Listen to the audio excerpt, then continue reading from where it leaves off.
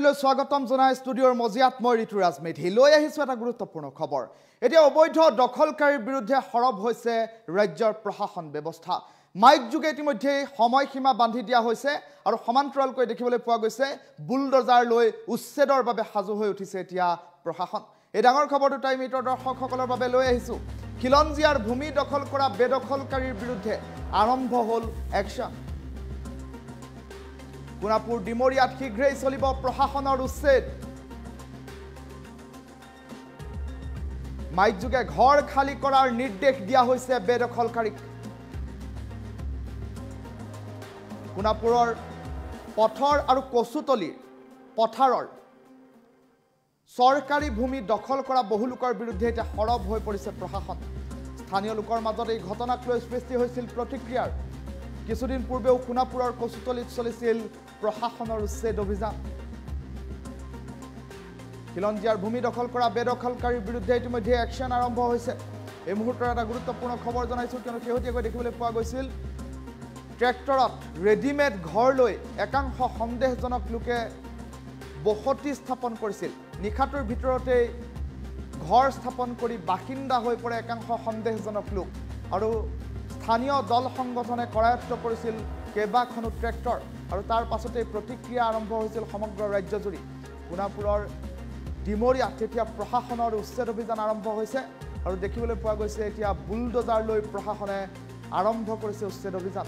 খিলঞ্জীয়াৰ ভূমি দখল কৰা বেদখলকাৰীৰ বিৰুদ্ধে আৰম্ভ হ'ল একশ্যন। কেতবোৰ দৃশ্যাংশ এই মুহূৰ্তত দেখুৱাইছোঁ। সন্দেহজনক লোকৰ বাসগৃহত পৰিল বুলডজাৰৰ কোব। ইতিমধ্যে প্ৰশাসনে আৰম্ভ কৰিছে এই অভিযান।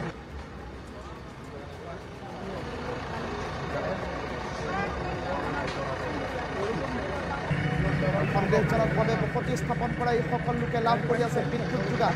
সেই সন্দৰ্ভতো কেইবাটাও দল সংগঠনে APDCL কাৰ্যালয় ঘেৰাও কৰি অতি শীঘ্ৰেই বিদ্যুৎ সংযোগ কৰ্তন কৰিবলৈ দাবী উত্থাপন কৰা পৰিলক্ষিত হৈছিল কালিৰ দিনটোত। আৰু তাৰ পাছতে দেখিবলৈ পোৱা গ'ল এতিয়া কচুতলীত অবৈধভাৱে চৰকাৰী ভূমি অথবা খিলঞ্জীয়াৰ ভূমি দখল কৰা সন্দেহজনক লোকৰ বাসগৃহত পৰিছে বুলডজাৰৰ কোব।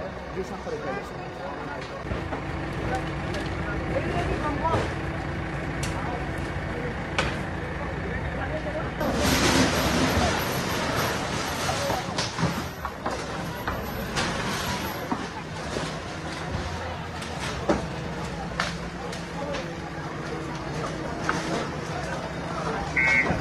সোণাপুৰ ৰাজচক্ৰৰ অন্তৰ্গত দক্ষিণ কামৰূপ ট্ৰাইবেল বেল্টৰ কচুতলী পথাৰ আৰু সোণাপুৰ পথাৰ গাঁৱৰ চৰকাৰী মাটি যিসকল অনাসংৰক্ষিত ব্যক্তিয়ে ঘৰ দুৱাৰ সাজি অথবা খেতি বাতি ইত্যাদি কৰি ভূমি বেদখল কৰি আছে, তেনে ব্যক্তিক অনতিপলমে ভূমি খালী কৰিবলৈ নিৰ্দেশ দিয়া হ'ল।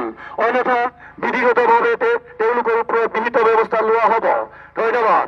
এটি বিশেষ ঘোষণা ৰাইজ ইয়াৰ দ্বাৰা সমূহ ৰাইজক জনোৱা হয় যে সোণাপুৰ ৰাজচক্ৰৰ অন্তৰ্গত দক্ষিণ কামৰূপ ট্ৰাইবেল বেল্টৰ কচুতলী পথাৰ আৰু সোণাপুৰ পথাৰ গাঁৱৰ চৰকাৰী মাটিত যিসকল অনাসংৰক্ষিত ব্যক্তিয়ে ঘৰ দুৱাৰ সাজি অথবা খেতি বাতি ইত্যাদি কৰি ভূমি বেদখল কৰি আছে, তেনে ব্যক্তিক অনতিপলমে ভূমি খালী কৰিবলৈ নিৰ্দেশ দিয়া হ'ল। অন্যথা বিধিগতভাৱে তেওঁলোকৰ ওপৰত বিহিত ব্যৱস্থা লোৱা হ'ব। ইয়াৰ দ্বাৰা সমূহ ৰাইজক জনোৱা হয় যে সোণাপুৰ ৰাজচক্ৰৰ অন্তৰ্গত দক্ষিণ কামৰূপ ট্ৰাইবেল বেল্টৰ কচুতলী পথাৰ আৰু সোণাপুৰ পথাৰ গাঁৱৰ চৰকাৰী মাটিত যিসকল অনাসংৰক্ষিত ব্যক্তিয়ে ঘৰ দুৱাৰ সাজি অথবা খেতি বাতি ইত্যাদি কৰি ভূমি বেদখল কৰি আছে, তেনে ব্যক্তিক অনতিপলমে ভূমি খালী কৰিবলৈ নিৰ্দেশ দিয়া হ'ল। ধন্যবাদ।